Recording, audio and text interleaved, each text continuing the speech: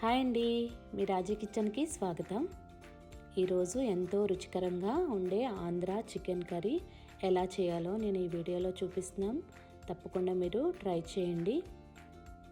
దానికి ముందుగా స్టవ్ వెలిగించుకుని ఒక బాండీ పెట్టుకుని 4 టేబుల్ స్పూన్ నూనె వేసి వేడెక్కిన తర్వాత 3 ఉల్లిపాయలు చిన్నగా తరిగినవి కూడా వేసుకుని 1 నిమిషం పాటు ఈ విధంగా ఫ్రై చేసుకోవాలి. దాంట్లో ఒక 1/2 table spoon salt, 1/2 table spoon పసుపు కూడా వేసుకుని ఇలా ఫ్రై చేసి ఒక 2 నిమిషాల పాటు మూత పెట్టుకుని ఉడికించుకోవాలి. ఇలా 2 నిమిషాలు అయిన తర్వాత ఒక టమాటోని ముక్కలుగా కోసుకున్నవి చిన్నగా ఉల్లిపాయల్లో వేసి ఈ విధంగా ఫ్రై చేసుకోవాలి. ఇలా ఫ్రై అయిన తర్వాత 2 టేబుల్ స్పూన్ అల్లం వెల్లుల్లి పేస్ట్ కూడా ఉల్లిపాయల్లో వేసుకుని 1 నిమిషం పాటు ఈ విధంగా కలుపుకోవాలి. అంతా కలిసేటట్టు పచ్చివాసన పోయే వరకు 2 నిమిషాలు ఉడికించిన తర్వాత మరొకసారి ఈ విధంగా కలుపుకుని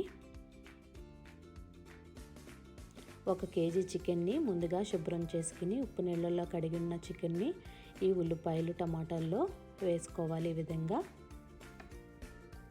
వేసుకుని మొత్తం అంతా కలిసేటట్టు బాగా కలుపుకోవాలి. ఉల్లిపాయలు టమాటో చికెన్ అంతా కలిసేటట్టు బాగా కలుపుకొని ఒక 5 నిమిషాల పాటు మూత పెట్టుకుని ఉడికించుకోవాలి.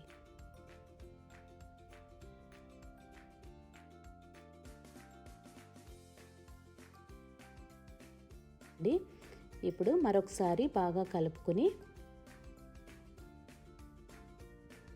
ఈ విధంగా కలిసిన తర్వాత ఒక 2 టేబుల్ స్పూన్ కారం, 1/2 టేబుల్ స్పూన్ సాల్ట్ వేసుకోవాలి. అంతా బాగా కలిసేటట్టు కారము సాల్ట్ చికెన్ అంతా కలిసేటట్టు బాగా కలుపుకొని మూత పెట్టుకుని ఒక 7 నిమిషాల పాటు ఉడికించాలి. ఇప్పుడు చికెన్ కర్రీ మసాలాకి ఒక మిక్సీ జార్లో ఒక 5 జీడిపప్పులు, 4 లవంగాలు, 4 యాలకులు, 2 దాల్చిన చెక్క, 2 టేబుల్ స్పూన్ కొబ్బరి, 1 టేబుల్ స్పూన్ ధనియాలు, 1/2 టేబుల్ స్పూన్ జీలకర్ర వేసుకుని కొంచెం నీళ్లు పోసుకుని మెత్తగా గ్రైండ్ చేసుకోవాలి.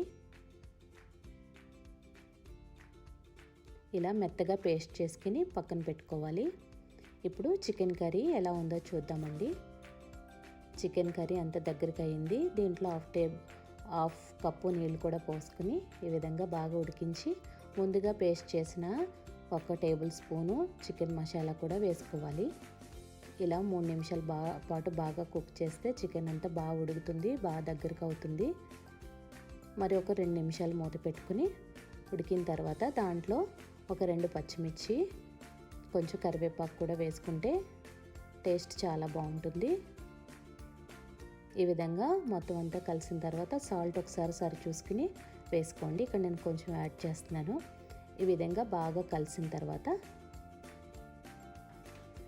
మరొక నిమిషం మూత పెట్టుకుంటే అంతేనండి. కొత్తిమీరతోటి చికెన్ కర్రీ రెడీ అయిపోయింది. కొత్తిమీరతోటి సర్వ్ చేసుకోవడమే. ఎంతో గుమగుమలాడే ఆంధ్ర చికెన్ రెడీ అయిపోయింది. ఇది చాలా బాగుంటుంది. వైట్ రైస్ కానీ చపాతీ ఫ్రైడ్ రైస్ కానీ దేనికైనా బాగుంటుందండి. మీరు తప్పకుండా ఇది ట్రై చేసి ఎలా ఉందో కమెంట్స్లో చెప్పండి. ఈ రెసిపీ కనుక మీకు నచ్చితే లైక్ చేయండి, షేర్ చేయండి. మరిన్ని రెసిపీస్ కోసం రాజీ కిచెన్ని సబ్స్క్రైబ్ చేయండి. పక్కనే ఉన్న బెల్ ఐకాన్ నొక్కండి. Thanks for watching.